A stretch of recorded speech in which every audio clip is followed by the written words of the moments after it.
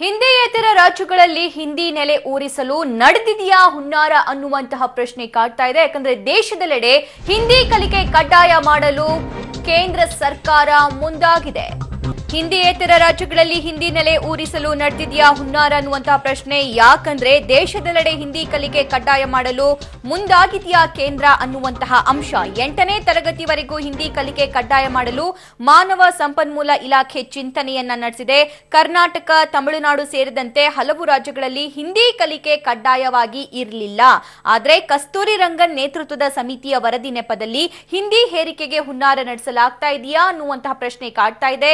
ನೂತನ ಶಿಕ್ಷಣ ಕಾಯ್ದೆ ಜಾರಿಗೆ ಮುಂದಾದ ಮೋದಿ ನೇತೃತ್ವದ ಕೇಂದ್ರ ಸರ್ಕಾರ ಈ ಸುದ್ದಿ ಬಹಿರಂಗ ಆಗುತ್ತಲೇ ಕನ್ನಡ ಪರ ಸಂಘಟನೆಗಳಿಂದ ತೀವ್ರ ಆಕ್ರೋಶ ಕೂಡ ವ್ಯಕ್ತವಾಗ್ತಾ ಇದೆ. ಈ ಕಾಯ್ದೆ ಜಾರಿಗೆ ಬರಬಾರದು ಅಂತ ಕನ್ನಡ ಪರ ಹೋರಾಟಗಾರರು ಕೂಡ ಆಗ್ರಹಿಸ್ತಾ ಇದ್ದಾರೆ.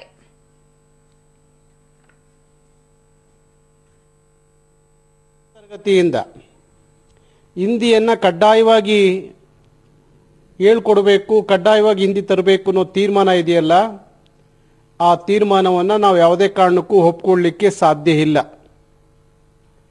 ಯಾತಕ್ಕಾಗಿ ಹಿಂದಿಯನ್ನು ಕಲಿಬೇಕು, ಹಿಂದಿಯ ಏರಿಕೆ ಯಾತಕ್ಕೆ ನಮ್ಮ ಮೇಲೆ ನಿರಂತರವಾಗಿ ಕೇಂದ್ರ ಮಾಡಲಿಕ್ಕೆ ನಿಂತಿದೆ ಅನ್ನೋದು ನನಗೆ ಅರ್ಥ ಆಗ್ತಾ ಇಲ್ಲ. ಹಾಗಾಗಿ ರಾಷ್ಟ್ರಭಾಷೆ ಅಲ್ಲದ ಹಿಂದಿಯನ್ನು ರಾಷ್ಟ್ರಭಾಷೆ ಅಂತೇಳಿ 100 ಸುಳ್ಳೇಳಿ 1 ನಿಜ ಮಾಡುವಂಥ ತೀರ್ಮಾನ ಇದು ಅಂತ ಹೇಳಿ ನನಗೆ ಅನಿಸ್ತಾ ಇದೆ. ಇದು ವಿವಾದ ಆಗುತ್ತಲೇ ಎಚ್ಚೆತ್ತ ಕೇಂದ್ರ ಸಚಿವ ಪ್ರಕಾಶ್ ಜಾವಡೇಕರ್ ಟ್ವೀಟ್ ಮಾಡಿ ಯಾವುದೇ ಭಾಷೆ ಕಂಪಲ್ಸರಿ ಮಾಡೋ ಆಲೋಚನೆ ಕೇಂದ್ರದ ಮುಂದಿಲ್ಲ ಅಂತ ಸ್ಪಷ್ಟಪಡಿಸಿದ್ದಾರೆ. ನೂತನ ಶಿಕ್ಷಣ ನೀತಿ ಸಂಬಂಧ ಕಸ್ತೂರಿ ರಂಗನ್ ನೇತೃತ್ವದ ಸಮಿತಿ ಹಿಂದಿ ಭಾಷೆ ಕಡ್ಡಾಯ ಸಂಬಂಧ ಯಾವುದೇ ಶಿಫಾರಸು ಮಾಡಿಲ್ಲ ಅಂತ ಸ್ಪಷ್ಟಪಡಿಸಿದ್ದಾರೆ. ಓಕೆ, ಈ ಕುರಿತಂತೆ ಹೆಚ್ಚಿನ ಅಪ್ಡೇಟ್ಸ್ ಕೊಡ್ತಾರೆ ನಮ್ಮ ಪ್ರತಿನಿಧಿ ಮಾದೇಶ್. ನಮ್ಮೊಂದಿಗೆ ಲೈವ್ ಜಾಯ್ನ್ ಆಗ್ತಿದ್ದಾರೆ. ಮಾದೇಶ್, ಮಗದೊಮ್ಮೆ ಕೇಂದ್ರ ಸರ್ಕಾರ ಹಿಂದಿ ಭಾಷೆಯನ್ನ ಕಡ್ಡಾಯ ಮಾಡೋದಕ್ಕೆ ಮುಂದಾಯ್ತಾ ಅಂತ? ಖಂಡಿತವಾಗ್ಲೂ ಸಭಾ ಈ ತರದೊಂದು ಮಾತು ಕೇಳ್ತಾ ಇದ್ದಂಗೆ ಕನ್ನಡ ಪರ ಸಂಘಟನೆಗಳು ಈಗ ಆಕ್ರೋಶವನ್ನ ವ್ಯಕ್ತಪಡಿಸ್ತಾ ಇದ್ದಾವೆ.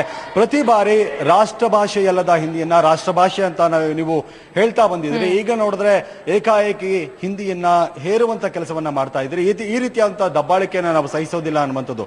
ಅಂದ್ರೆ ಈಗಾಗಲೇ ಕೇಂದ್ರ ಸಚಿವರಾದಂತಹ ಪ್ರಕಾಶ್ ಜಾವಡೇಕರ್ ಅವರು ಕೂಡ ಸ್ಪಷ್ಟನೆಯನ್ನ ಟ್ವೀಟ್ ಮಾಡಿ ಸ್ಪಷ್ಟನೆಯನ್ನ ಕೊಟ್ಟಿದ್ದಾರೆ. ಆದ್ರೆ ಇವರು ಅಂದ್ರೆ ಕನ್ನಡ ಪರ ಸಂಘಟನೆಗಳು ಹೇಳ್ತಾ ಇರುವಂತದ್ದು ಅಂದ್ರೆ ಈ ರೀತಿಯಾಗಿ ಕಣ್ಣಾಮುಚ್ಚಾಲೆ ಆಟೆಯನ್ನ ಆಡ್ತಾನೆ ಇದೆ ಕೇಂದ್ರ ಸರ್ಕಾರ. ಒಂದು ಮೆಟ್ರೋ ವಿಚಾರಕ್ಕೆ ಸಂಬಂಧಪಟ್ಟಾಗ ಕೂಡ ಹಿಂದಿಯನ್ನ ಹೇರುವಂತಹ ಕೆಲಸ ಮಾಡಿದ್ರು. ಆ ಸಂದರ್ಭದಲ್ಲಿ ಕನ್ನಡ ಪರ ಸಂಘಟನೆಗಳು ಸಾಕಷ್ಟು ವಿರೋಧವನ್ನ ವ್ಯಕ್ತಪಡಿಸಿದ್ವಿ.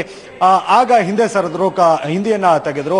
ಆದ್ರೆ ಈಗ ಕಡ್ಡಾಯ ಮಾಡುವಂಥದ್ದು ಅಂದ್ರೆ ಹಿಂದಿಯನ್ನ ಕಡ್ಡಾಯ ಮಾಡುವಂಥದ್ದು ಸರಿಯಲ್ಲ. ಹಿಂದಿ ಭಾಷಿಕರಿರುವಂತಹ ರಾಜ್ಯಗಳಲ್ಲಿ ಕಡ್ಡಾಯ ಮಾಡಿದ್ರೆ ಓಕೆ. ಆದ್ರೆ ಇಲ್ಲಿ ಅಂದ್ರೆ ದಕ್ಷಿಣ ಭಾರತವನ್ನೇ ಇವರು ಟಾರ್ಗೆಟ್ ಮಾಡ್ಕೊಂಡಿದ್ದಾರೆ ಕೇಂದ್ರ ಸರ್ಕಾರದವರು.